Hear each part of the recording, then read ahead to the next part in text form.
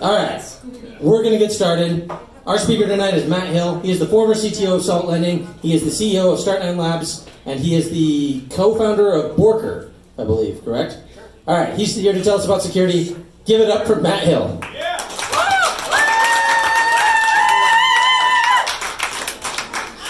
Hey, everybody.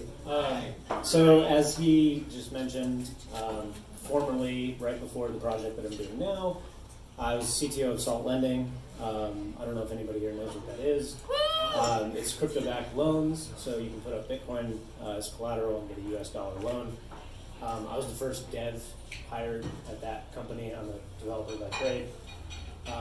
And we, built some great technology there, and eventually I was named CTO, and eventually then shortly thereafter left to do this new venture, which I'm going to tell you about tonight at some point. But first I wanted to talk a little bit more about kind of like what inspired the venture in the first place, which is much more on the sort of liberty on the rocks side of things, right? So there's the practical ending point here, and then the beginning of kind of what inspired it. So he had also mentioned Borker, which I'm going to plug real quick. I'm going to do a 30-second soapbox for Borker too. So Borker is a decentralized. Awesome. Thank you. Nobody knows what Borker is, and that's fine. Nobody uses it, and that's fine too, because we're really proud of what it is. And it doesn't matter if nobody uses it right now, because that just means that nobody quite needs it right now. Borker is a decentralized protocol that rides on Bitcoin. We actually launched it on Dogecoin, which is a Bitcoin clone, and it's sort of like you can almost think of it like a test network for Bitcoin. So we built a layer 2 protocol that can run equally well on Bitcoin or Dogecoin or Litecoin or any other Bitcoin clone that allows you to essentially do Twitter. Right? So we built a fully functional Twitter on the Bitcoin blockchain, such that every post that you make exists eternally, right, immutable. Everyone can view it, and nobody can stop you from participating. There's absolutely no central point of failure associated with Borker whatsoever.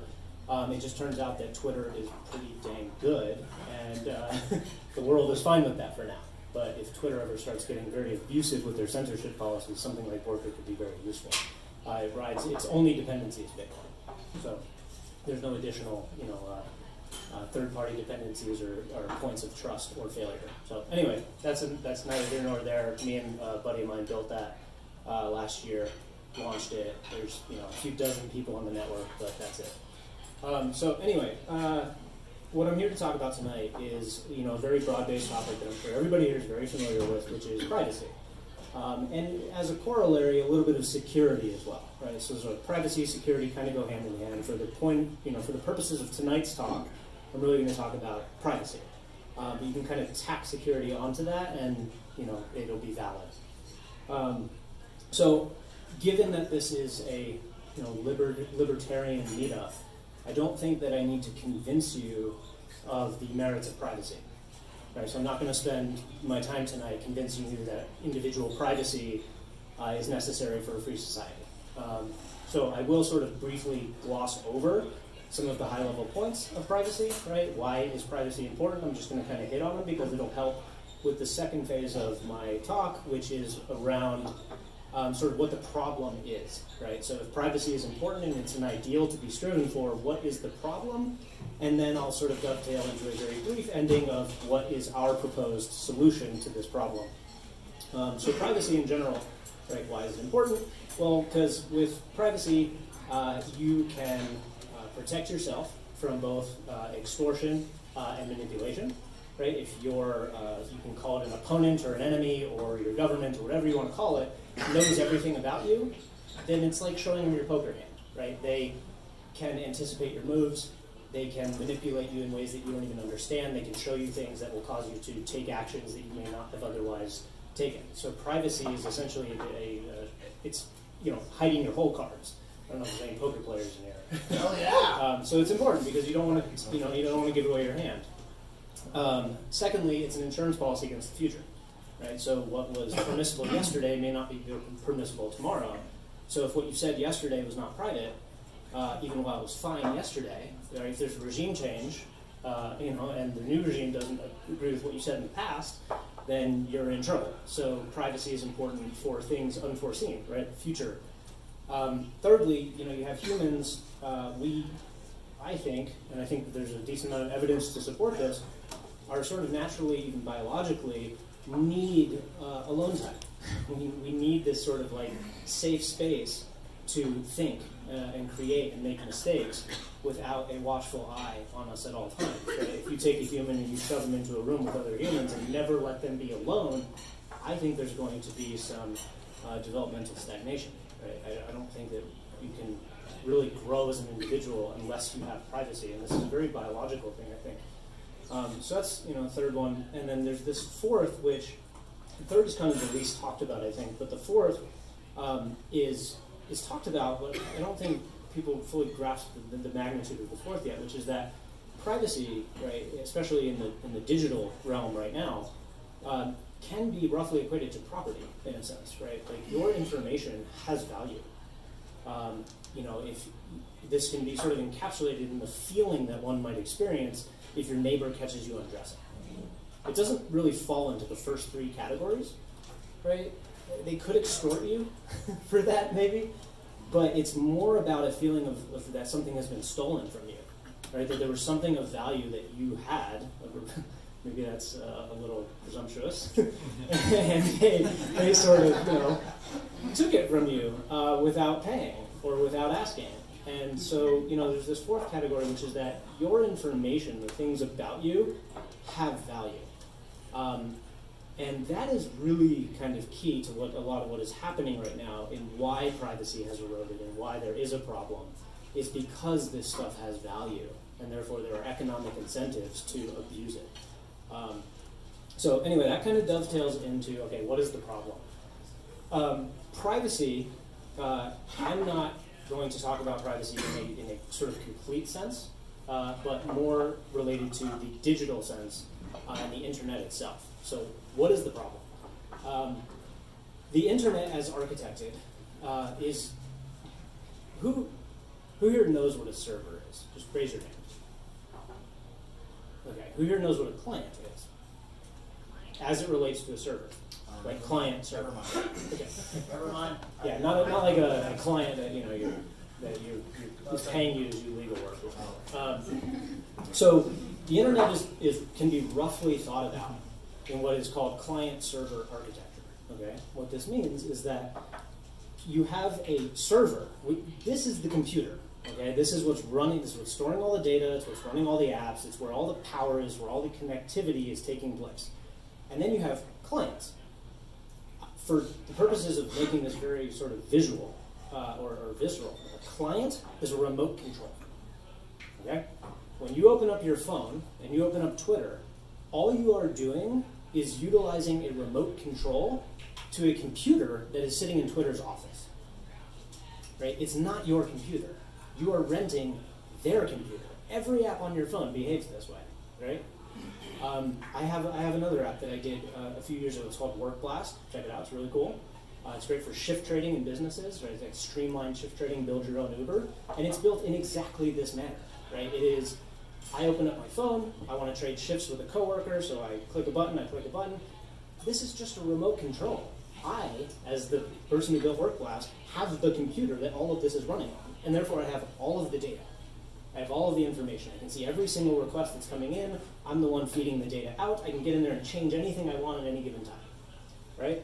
And so this is entirely based on trust. The only reason that somebody would use this app is because they trust me to some degree, right? And so once you interject trust into the system, now all of a sudden you need oversight, right? So you have trust, you have oversight, and then you have oversight of the oversight, and you build an entire industry and infrastructure around the fact that trust was needed to make the whole thing work in the first place.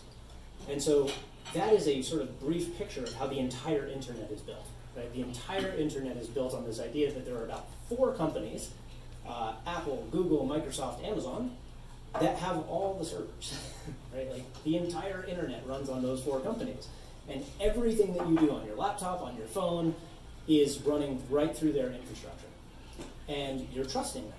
And what happens is that you don't really feel comfortable trusting them, right, for the reasons that I outlined originally, which is that there could be a change in ownership tomorrow. Google's original motto was "Don't be evil." They dropped it, It's gone. Sergey and Larry are gone. Right? Google is not what it was, but it has everything. Right? So what we do is we then turn to the regulators, we turn to politicians, and we say, watch Google for us. Okay. Well, now they just have a backdoor into Google with a subpoena, or not even anymore, right? Those aren't necessary anymore. And so we are sitting here, right, kind of getting these small pleasures and joys and conveniences out of these applications, while our entire personal lives are essentially being uploaded to a centralized data store that can be used for whatever purpose anyone with sufficient authority determines. In America today, very little problem, right? Most of us do not experience in a very tangible way the side effects or drawbacks to this architecture. But, you know, go ask somebody in Hong Kong if this architecture has hurt them. And that's, you know, one of many examples where people physically even fear for their lives or their freedom based on their information being accessible through the basic architecture of the internet. Okay, so how we got here was convenience, right? So the 1990s come out, personal computers start to become a thing. 10 years before, if you ask somebody, do you want to buy a personal computer, they told you, why would anyone need that thing? It's a calculator. It's a glorified calculator. I have a typewriter. Right? At best, it's a word processor. What could it possibly do? And what happened was, at that time, this architecture did not exist. Right? At that time, you still had like computers talking to each other, and that was the internet. Right? It was mostly universities and companies and governments. But you still had this kind of somewhat decentralized architecture of the internet where it was servers talking to each other. And personal computers came in, the mass market came into play. And what we learned very quickly was that running a server is hard. Right? It is not an easy thing to do. It requires constant uptime. If you're going to be connected to the greater internet, you need to make sure that all your dependencies are up to date. It's just a technically challenging thing to do. So what some brilliant entrepreneurs did, the people who started those companies that I just listed, was they came up with a way to make it so that you didn't have to worry about that. They said, we'll handle all the difficult stuff, and we'll just give you a remote control, and you can use our computer whenever you want. And we will maintain it. We will make sure that all the data is there. We'll make sure that it's encrypted. We'll make sure that it's redundant, because there's no way you're going to be able to do that. And, of course, we ate it up. Right? It's super convenient. It was super easy. And it was the information of the world in your pocket. Right? There was no mistake here. This was absolutely necessary. It was like, what were we supposed to do? Be like, I'm sure a few individuals might like take some kind of a visionary stance and be like, I'm not getting involved in that thing. But then you missed out on the internet, right? The library of history in your pocket is too enticing to turn away. The value proposition was real. In other words, we were like, I'm willing to spend some privacy in order to get the benefits of the internet. But what happened is that sort of value proposition is now tilted, right? Your information that is being collected, there's a reason why Google, Apple, Amazon, and Microsoft are so profitable. Like 3 out of the 4 are now trillion-dollar companies, I think, right? It's because the information that they are sucking out of your head with a straw every day is more valuable than the product they're delivering to you. Otherwise, they wouldn't have the massive profits that they have, right? Your information is super, super valuable. It is what the entire information economy runs on, and we are selling it today for peanuts. Because the technology to provide services like what Twitter provides, right? We built Twitter on Bitcoin in 4 months in our spare time. Yet Twitter is making massive amounts of money because it's established, because it's there, because it's convenient. So the battleground is actually convenience, right? It's making it such that the current system behaves exactly how people expect it to behave today, but does not compromise or does not cost privacy coins, right? Personal privacy. And so that's what we set out to solve. A very big topic, okay? Like, and we understand that. We understand the magnitude of it. We also understand the necessity, almost the inevitability, in my opinion. And there's a roadmap, right? There's actually a working solution to this problem, and we will not be the only ones to be attempting it, but we are one of the first, and we are one of the only ones that makes sense at this time. So our proposed solution to the centralization of information that has happened out of the desire for convenience and power that the internet afforded is to decentralize the internet. Okay? One brick at a time. Meaning, this is not a sort of, it only works if everyone does it kind of network effect that a lot of blockchain networks require, that a lot of any kind of networks require. It's that you yourself can sort of unilaterally, without anybody else's permission or buy-in, decide to exist on the internet in a totally private and sovereign way. Here's how, okay? Today, when you open up your phone, like I said before, you open up an app, and all the information, that's just a button that's controlling a computer in some bunker somewhere owned by Twitter, right? Owned by Amazon. Instead of clicking a button and having that remote call go to the Amazon servers, what we are proposing is that remote call goes to a server that's sitting in your living room. Okay? Obviously, you can't do Twitter anymore. Twitter is not going to let you install an instance of their software, including the database of everyone in the world, on your own machine. Not only that, but it's infeasible. Right? So what is needed is a decentralized Twitter. Well, what's happening right now for anyone watching what Bitcoin started and what has come out of that is a revolution in decentralized applications, and not just financial ones, and not just blockchain-based ones, but just the idea of distributed applications, right? There are social networks, Mastodon is one of them, which essentially accomplishes what Twitter accomplishes. There's no blockchain involved, there's no coin involved. It is just, I can have a server, install this software on my server, and then anybody else in the world who's also running the software on their server, I can now communicate with in the exact same way that I would on Twitter, except there's no Twitter. Right? I am a sort of portion of this network, and I can detach at any time I want, and all the data comes with me. I hit the delete button, and it's gone. Nobody can snoop on it, etc., etc. Problem is, who knows how to put together the hardware to then go download the Mastodon software, maintain the dependency graph, fire up a server, keep it running 24/7, connect your phone to it, and then use it in with the same convenience that you would use Twitter? And the answer is almost nobody, right? And I mean that literally. I know some fairly talented engineers who would take a week to figure out how to even set that up, and work through the kinks and the bugs, and then get a system in place that would allow them to sort of keep it rolling in perpetuity. It's not easy. Running a server is hard. There are companies that have entire DevOps departments dedicated to running servers and applications on those servers. So what we set out to do was to create a computing platform for running personal servers, right? In the same way that Apple and Microsoft in the 1980s decided to take this really obscure hobbyist practice of like personal computers and build a graphical user interface and a fully integrated experience such that anyone could take a computer, plug it into the wall, push a button, and be using a computer, albeit talking to a remote server, and they made it easy. And then the apps came, and then the utility came, and then everyone has one in their pocket. We think that there is another computing revolution underway, and that is the personal server, right? And in the same way that the personal computer became a thing through fully integrated experiences and graphical user interfaces, we're taking the same approach to the personal server. There's a script for this. It is different in so many different flavors, but it's essentially the same story over again with a completely different chunk of the stack. Okay. So the way that our product works, and I won't dwell on this. I prefer to just kind of like briefly say it, and then anybody can ask me any questions that they want.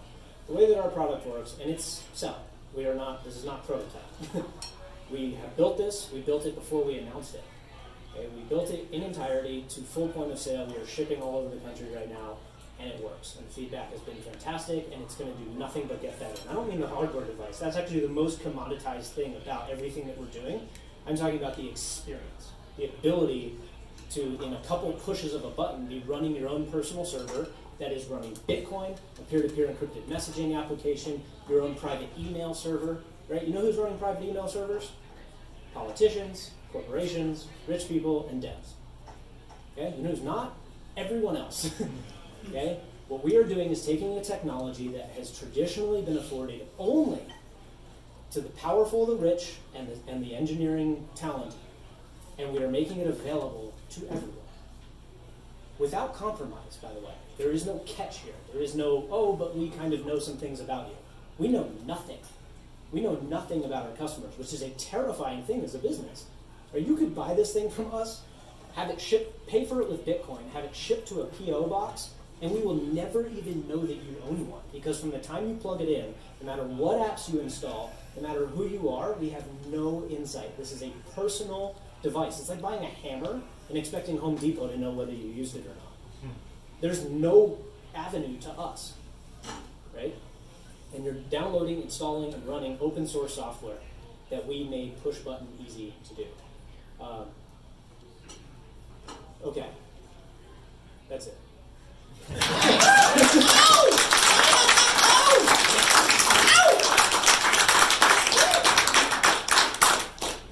That was a lot, so if there's questions, I can answer them. If there's not, then awesome. I did it perfect. Yeah. One of the newest and biggest growth industries for companies like Amazon and to some extent Google is Internet of Things devices. Yes. You know, like smart lights that you activate Absolutely. around. With your server, could you do that even if you're, say, internet comped out? Yeah, so there's two parts to that. The first one is, I think, can our server ultimately become a home device, Internet of Things home device? The answer is absolutely yes. It's a computer, right? It can do anything it wants. It depends on what software you install on it. So all we need is for somebody to build some open source, decentralized, distributed software that acts as a home device. There actually is one. I forgot the name. I was looking at it a couple days ago. I don't think it's like fully developed yet. But our approach to these things also is like, if this device can do something, and the app, so we have an app store, right? If the app doesn't exist, then any developer on Earth who wants to develop the app and publish it on our app store, which we curate, by the way, right? There will be competing app stores. But we're not letting crap onto our store. We want people to feel very comfortable going to our app store and downloading something that they know is going to work because it went through our review process, just like Apple does today. But you don't have to go through us. You could download it straight from the internet. Go get the binary off of some GitHub site. It doesn't matter. We can't gate you like Apple can, but we can provide a convenient experience. So our approach to this is if the app doesn't exist, and we have the capacity, right? There's only 4 of us in this company right now. It's just me and 3 guys. We built it all, so we're a bit limited right now. But there was no viable candidate for peer-to-peer encrypted messaging, right? So there was no way to run a server in your house, push a button, and have a messaging app, just like iMessage, right, where I could talk to somebody without it ever hitting a centralized server. That just really didn't exist, believe it or not, right? Especially over Tor, because everything we do gets served up on a Tor hidden service on the server. So no matter what, that is the default, right? So you install an app, and by the end of that installation process, we have actually created a Tor hidden service and served this thing up on a .onion URL. Right? So the experience of actually using your server is just opening a Tor browser and plugging in your .onion URL, and you are using GUIs that are served up by the server. I don't know if that makes sense to everybody, but I can elaborate on it a little bit. So to get back to your question directly, the home experience app just needs to be built. If nobody else builds it, we'll build it. If somebody else builds it and it's good, we'll put it on our store and you can download it. But it's going to take time for the app ecosystem to develop for server-side applications. The second part of your question, I think, dealt with, remind me. The Internet of Things devices, like, I used to work for Amazon, so like you've got your Echo, Yep. You say turn off the bathroom, turn off this, turn off that. You can control all your devices with your voice, Yep.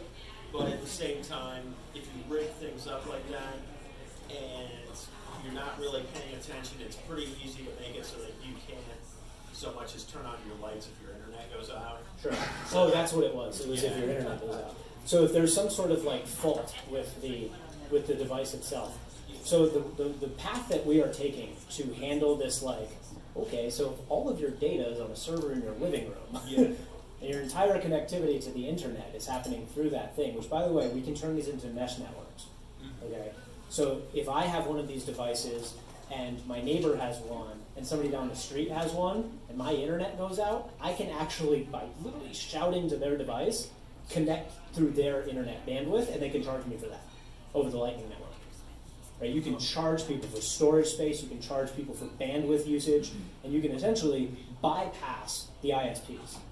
Somebody, somewhere, needs to be connected to the broader internet, but not everybody. Right? So you could essentially drive down internet prices by allowing individuals to be brokers of bandwidth. So yeah, if your internet goes down, one, you might be able to piggyback on somebody else's nearby, but our approach to sort of expanding our product is not to just sell beefier and beefier devices, which is what a lot of the device manufacturers today do. Right? They come out with a new one every year, and it's just bigger and better and has more storage. We're going for redundancy. So what you do is you just buy another one. These things are super cheap. We're selling them for $199, $200. And so what you can do is you can buy a couple of them and plug one in Colorado. And to set them up, not quite yet, right? This is coming soon, but right now you have to set it up by, like, you know, similar to setting up like an Alexa or a Google Home. We actually made it easier, we think. Our process takes about 60 seconds, whereas that took me a few minutes. But anyway, eventually you'll just be able to put your phone close to it using an NFC chip, and it will just know who you are, you claim the server, it answers to you and to you alone. This is all using advanced cryptography that's based in large part on Bitcoin, meaning you have a mnemonic phrase, right? And that is like your master key to all your servers. And so you essentially have a bunch of servers, servants, right? Sort of serving your digital life and protecting you. That's how we like to think about this, as like an army of digital protectors. So you can buy a couple of these things, plug one in Colorado, plug one in Florida, and if one goes down, the other three just pick up the slack because they know the other guy went down. So it's like having one giant server in one place, except that you have geographic redundancy, you know, in case something happens to one of them. They're all sharing the data as well. Yeah? I have a lot of questions. Okay. So I think of the server in a more traditional sense that I've worked for law firms, main database. Yeah. What, if you guys went out of business, what would happen to our server? I mean, me as a new business owner, like, Yeah. what would happen to my information if that happened? Also, are you HIPAA compliant? Okay, so, great. So handling those one at a time. If we go out of business, the worst case that happens to you is you don't get the support one. It's like, we won't be there to answer a call to, like, you know, tell you how to fix your fan or whatever goes wrong with the device in 10 years, right? So you sort of lose the helping hand that we as a company can be to people who buy our products. But if I go back to sort of the hammer analogy, right? A hammer does not lose functionality if the company that sold it to you goes out of business. We have no knowledge of what you are doing with this device. We sell it to you, and it is completely you.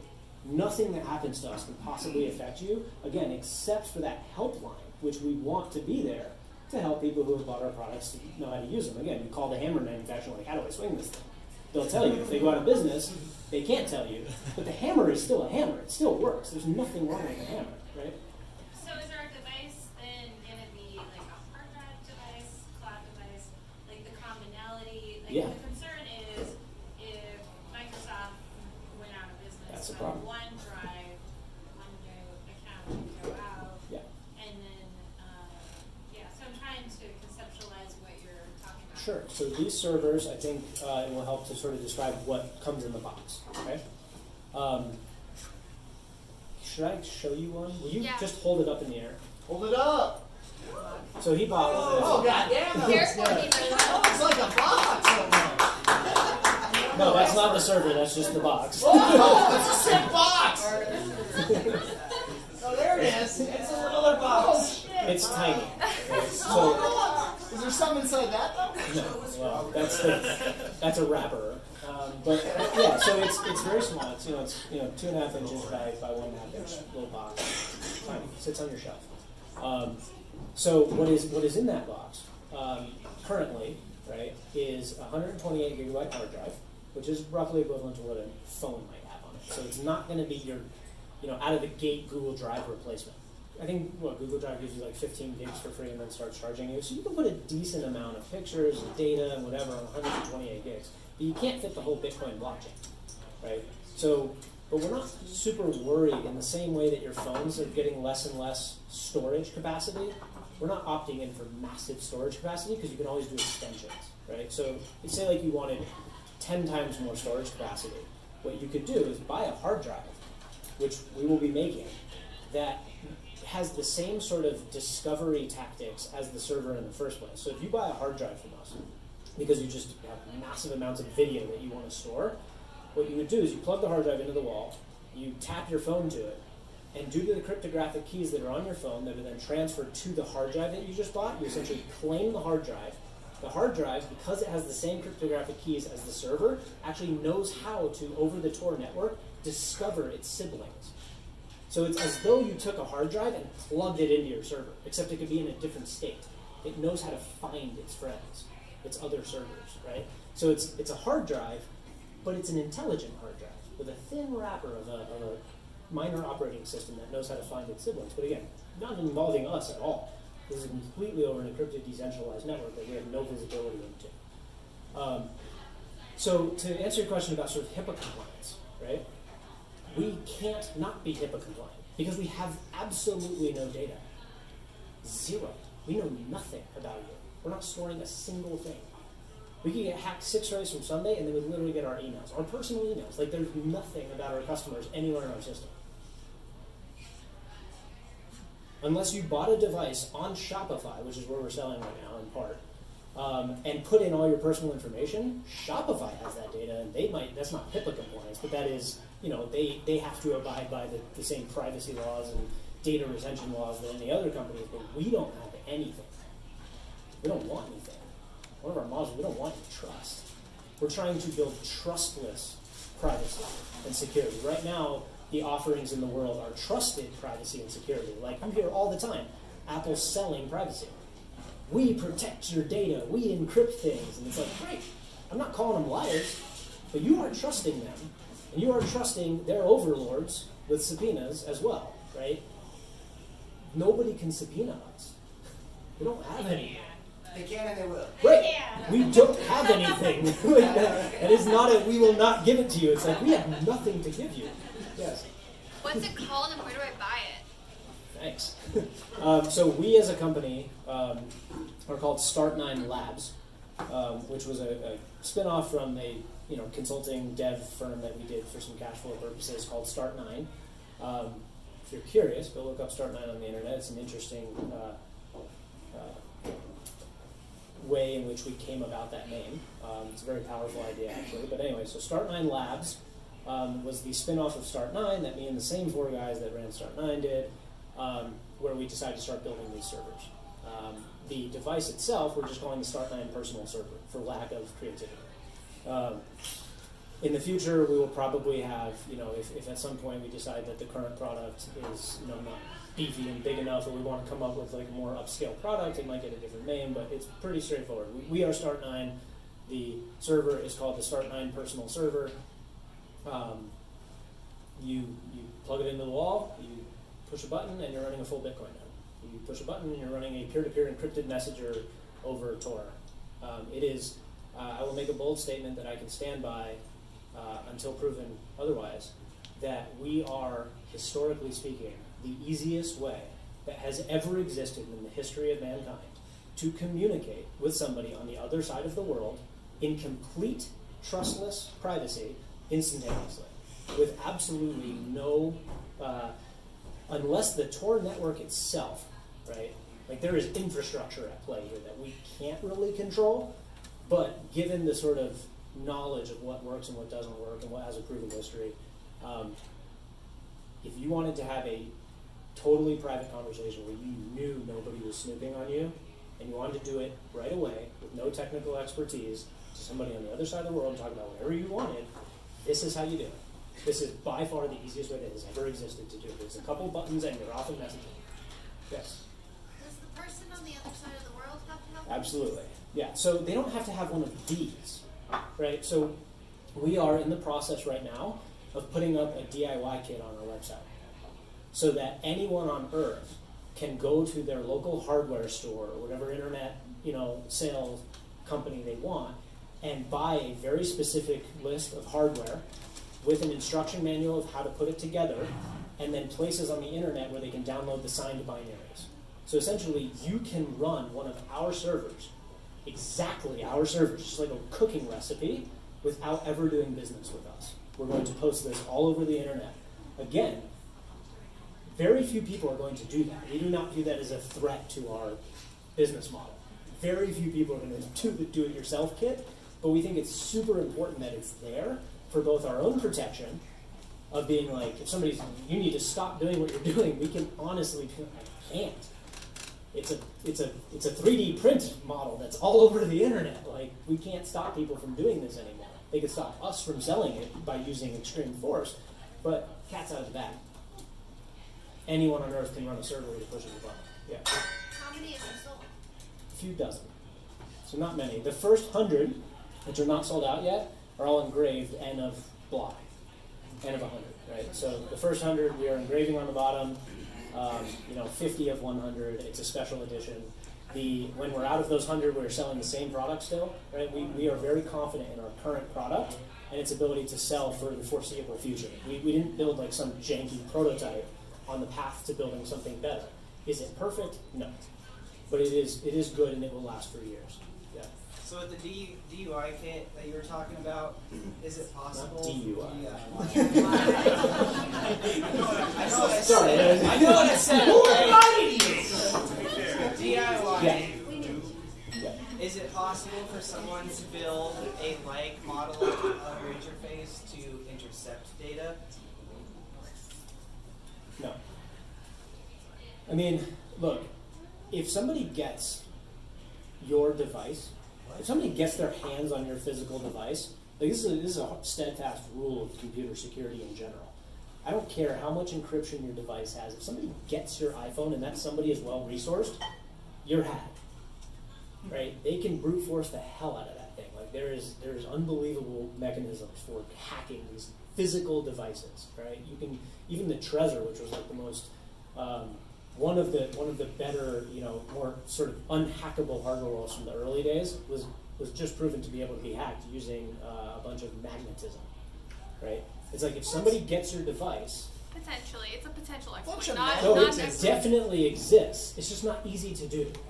It requires specialty hardware to execute, and it requires time. You're essentially like brute forcing this device over time. Anything can be hacked physically. So if somebody gets their hands on your server, they can do whatever they want to start intercepting your traffic. So what becomes critical for us is to have your servers watching each other. So right now there are 3 apps on what we are calling the Sovereign App Store.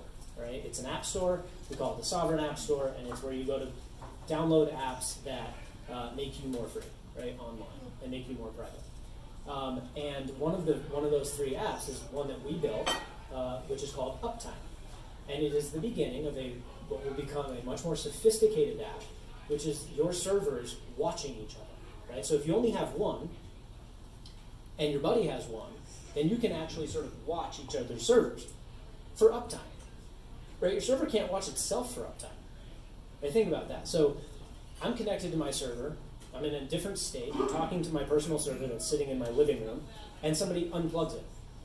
That server, unless I was literally like lost connection in real time, like say like my phone was in my pocket and I wasn't watching it, that server has no means of telling me that it's offline because it's offline. So the only solution to this is to have somebody else watching my server. So that if my server goes offline, then they can tell me about it. But if I have 2 servers, they just watch each other, and I don't even need a monitoring buddy. But most people right now do not have 2 servers, they have 1, and so they're monitoring each other's.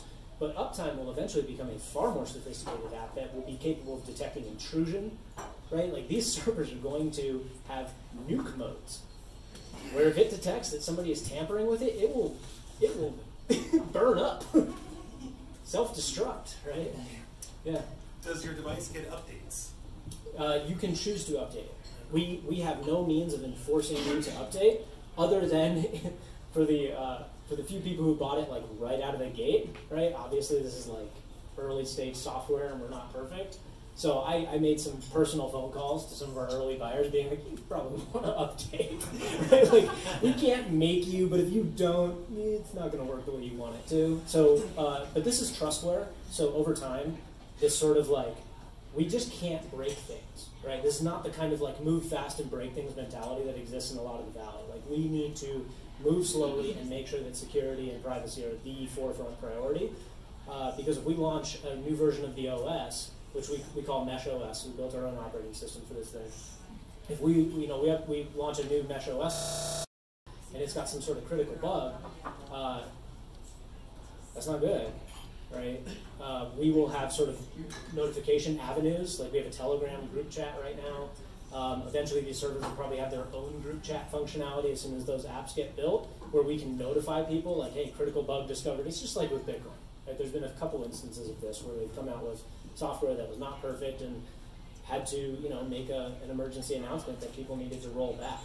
But the update process and the rollback process are built into the core of this product. So when you open it up, you can, check for updates, and if there is one, we'll tell you, and you can choose to update or not, and we'll tell you all the features that come with the new update, and all the software is going to be publicly auditable, right? So it's not like you're trusting us. You're trusting somebody. Unless you audit the entire code base yourself, you're probably trusting someone to say that it's good, but we are putting the code out there. We have nothing to hide, and if somebody discovers a flaw, then they will tell everyone, and we will fix it. Yeah. Do you need to rely on something like a cell phone in order to generate and store private keys? Yes. Yeah. So you couldn't have it spit out private keys elsewhere? Technically, the generation of the private key you can do any way that you want. So we use the BIP39. What does that question mean? Oh, also, what does that question mean? Great. So authentication is critical here, right? So when you go to use Facebook, okay, Facebook checks your badge at the door, right? They're like, put in your username and password. Put in your 2FA. Like, prove that you are who you say that you are, and they are acting as the validators and police of that. Here, there is no Facebook. There is no Start9. We cannot protect you. We cannot validate you. So you need to validate yourself with your server. And the way that your server knows you is that when you set it up, you give it a public key, right? So your phone, when you download, we call it the Start9 Companion, right? It's an app on Android and iPhone, and will also be a progressive web application, so that if Apple and Android ever decide to cut us off, you can still do this through the open internet. But that's coming soon. Is that the app itself will randomly generate cryptographic private keys, right? It uses the same exact libraries that Bitcoin wallets use, that are somewhat tried and true. And it's not to say that there is no future vulnerability that will be discovered, but it's a pretty safe way to generate private keys.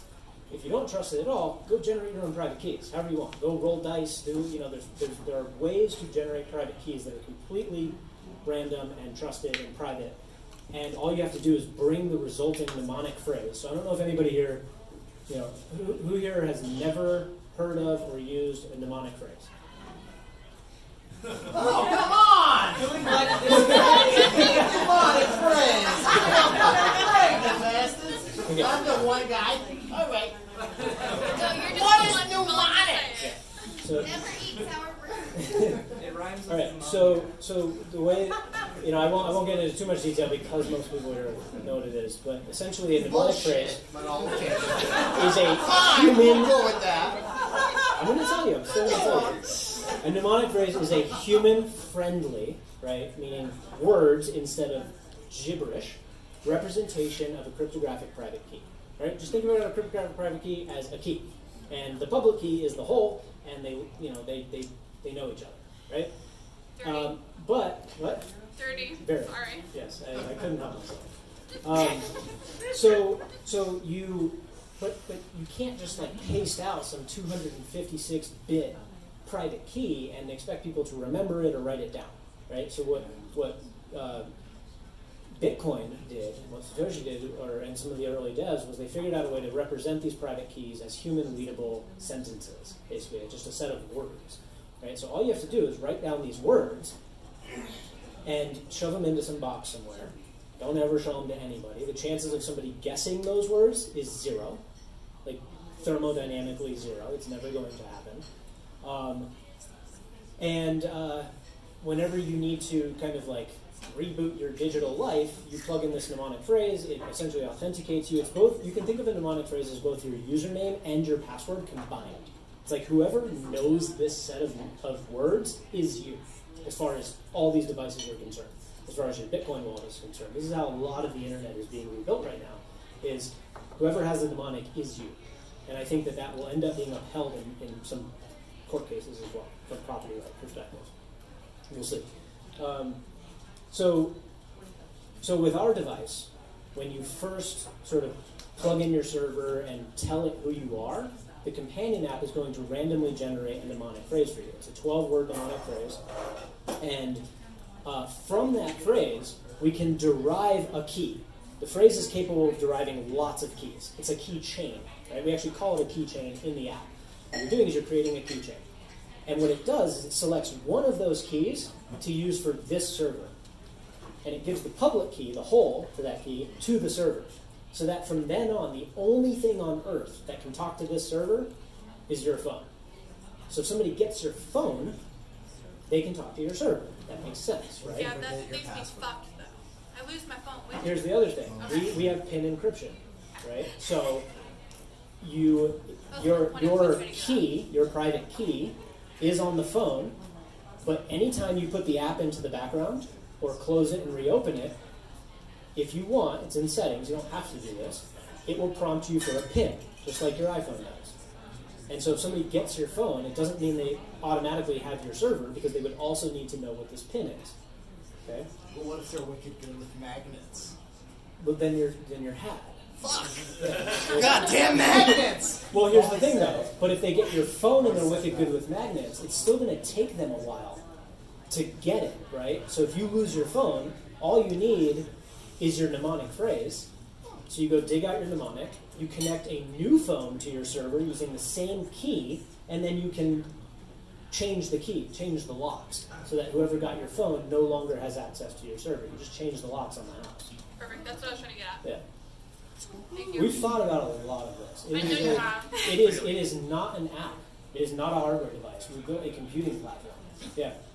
Would it have to be a phone? Like, say you had something that was similar to a phone, like a tablet. Yeah. Could you put it on there? Yeah, Or absolutely. would it have to be? Absolutely. Anything that can run the companion software could do this. So it could be a laptop, it could be a tablet. In fact, you can get this thing on an iPad or Android tablet now. And eventually, again, we don't want to be dependent on Apple and Android, Apple and Google. They're not, you know, we're using their rails right now because it's super convenient, but that is not our end game. We want people to be able to do this independent of those companies. Yeah. Okay, 2 questions, 2 more. 2 more. Yes. How many apps do you have available right now? 3. We have Bitcoin, was the first one.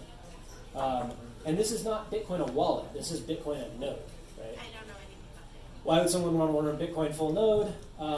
So having your own wallet, having a Bitcoin wallet, having keys that belong to you, and those keys sort of are the lock of your Bitcoin, makes it such that you absolutely are the owner with no trust of that Bitcoin. The problem is that you may not be able to spend it, right? Because if you're still asking for a postman to deliver your Bitcoin to the person that you want to deliver it to, So the then other you could be person cut has to off.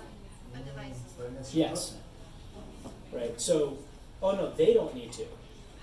This is only for you. You to run a Bitcoin full node and gain all the benefits of running it. Nobody else in the world needs to be running it.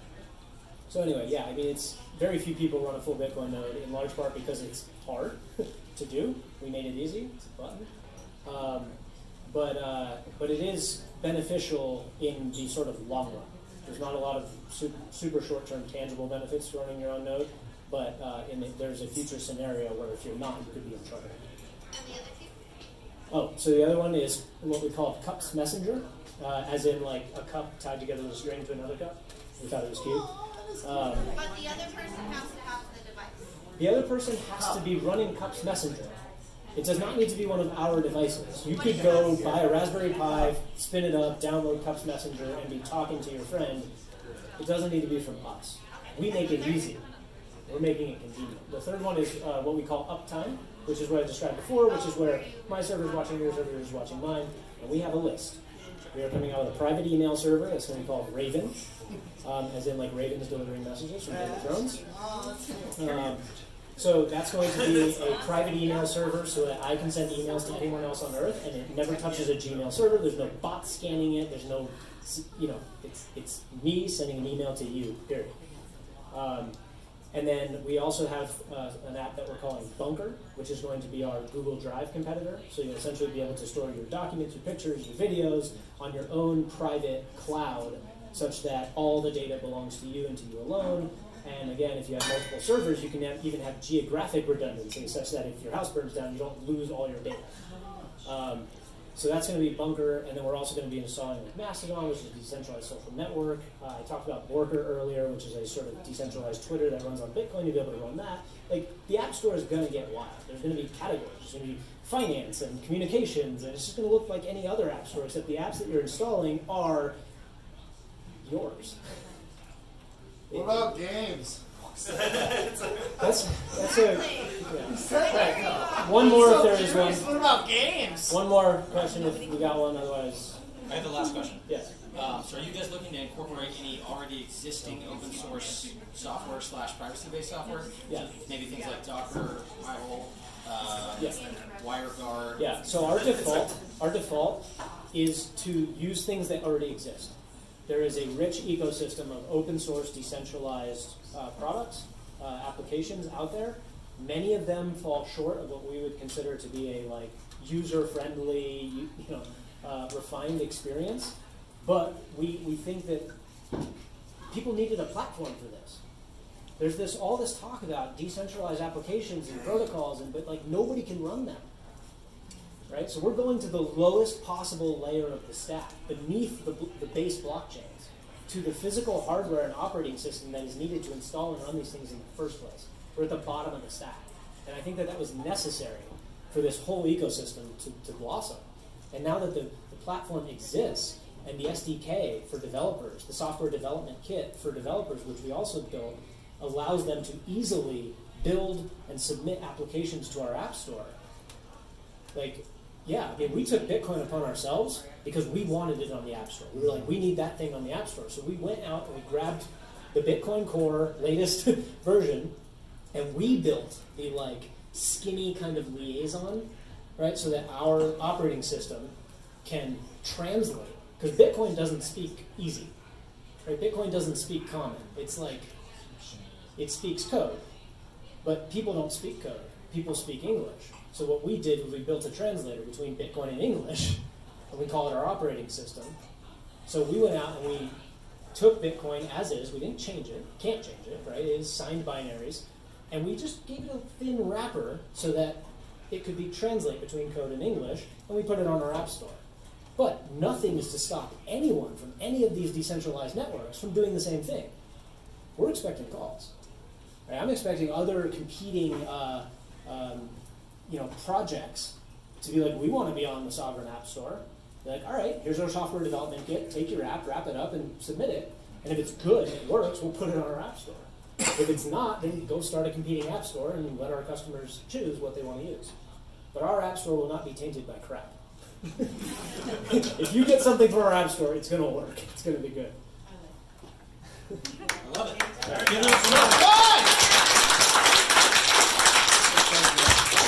Thanks, Matt.